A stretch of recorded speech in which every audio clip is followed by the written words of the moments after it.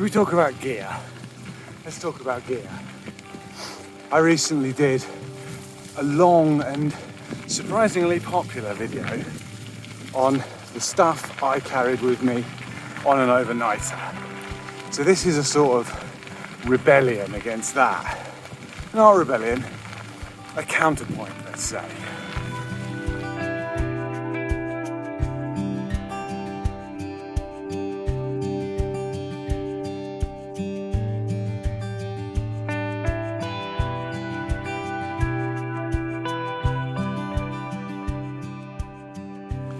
Cycling has always been tied up with gear. The bike you ride, the components it's made of, the special shoes, the special clothes, special gloves, special glasses. Bikepacking just builds on top of that many times over, folding in the worlds of hiking, backpacking, camping, bushcrafting, all of that stuff. If you wanted a pastime that allowed you almost infinite opportunity to research and accumulate gear, bikepacking probably wouldn't be a bad pick.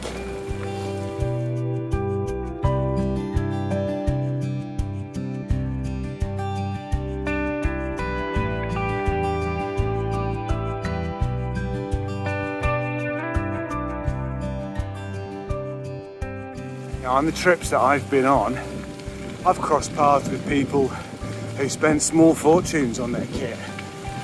Hand-built frames, custom-made bags, titanium disc, carbon fibre, that special belt drive, ultralight, super top end from head to toe.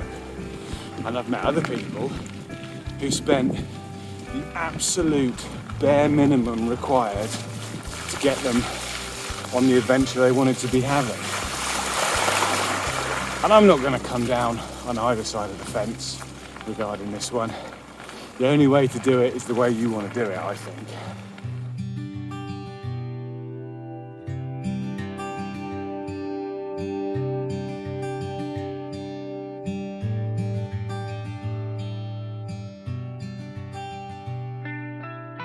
Personally, I probably fall somewhere in the middle. I have more gear than some and less than others. I like gear, I read the reviews, I even do a couple of reviews of my own on this channel, but generally I tend towards a slightly more introspective bent and at least try and come at these things from a slightly different angle, maybe. So recently I've been thinking about gear, specifically my patterns of purchasing it, because they aren't settled, they're not constant. It's something that goes in waves, peaks and troughs of activity. And there'll be times when it seems like the postman is knocking on the door every other day with some new package or parcel, some bit of kit I've ordered.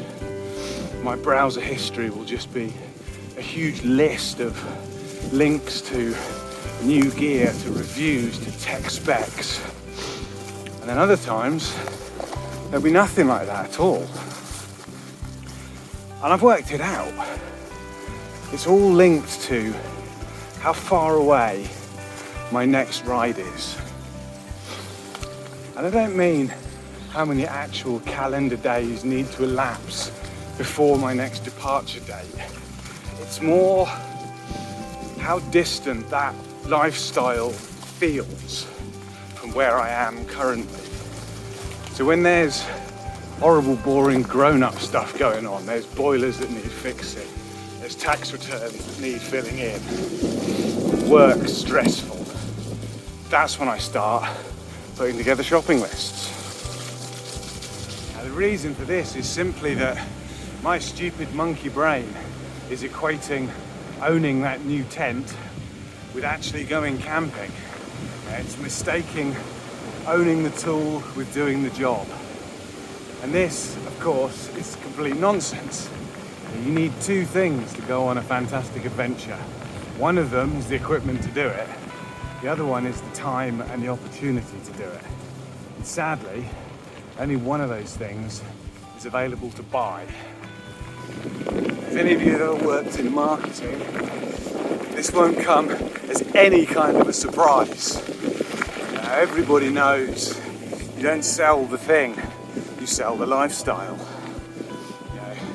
No one buys a tent, they buy that dream of waking up on the banks of some remote loch, brewing coffee on a campfire as the morning sun burns away those last wisps of mist dancing across the still water. And so we go shopping, prepping for the next big ride, for a ride that we may never take, that we may never even intend to take. What's the point of all this, you may be asking? No point really, if I'm honest. Regular viewers, I hope, will know me well enough not to expect any sort of solid resolution to these videos. I suppose I'm just saying that next time you find yourself lusting after a new piece of gear, step back a little bit. Ask yourself whether you really need it. Ask yourself whether you needed it last week before you discovered that you had a leaky roof, or before that project at work went completely south. I'm not being anti-gear, far from it. I love gear, I love the things that it enables me to do, but I don't like collecting gear for the sake of owning it. That's not why I'm here. I want gear to enable me to get out and be in the world.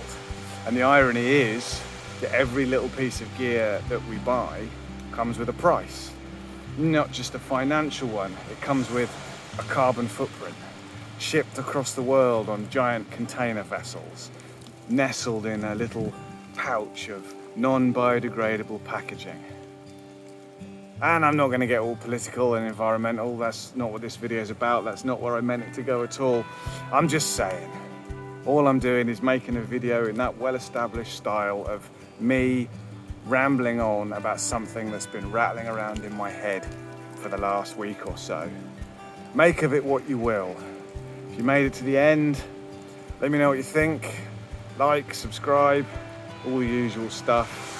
Maybe even go and have a look at the Ko-fi link down in the description if you're feeling super generous. Until then, that's all I've got, I'm afraid. Bit of a random one. See you on the next one. Bye now.